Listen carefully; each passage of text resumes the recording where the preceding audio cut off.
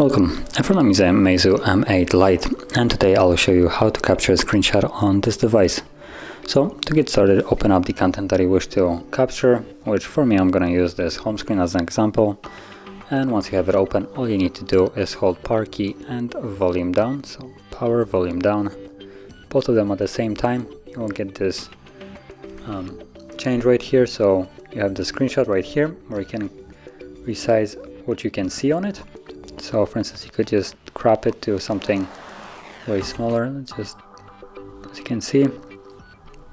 And once you're satisfied with what it's selected, you can tap save, or you can also just keep the entire image as it was before by just not really messing with the dragging part. So once it's selected like it was, tap on save, and from there the image can be found in your gallery. So let's open that up and go into albums.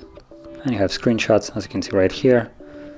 So there we go, that's the screenshot that I have captured, although there's a couple other ones. So yeah, so that is basically how you'd capture a screenshot. And if you found this video helpful, don't forget to hit like, subscribe, and thanks for watching.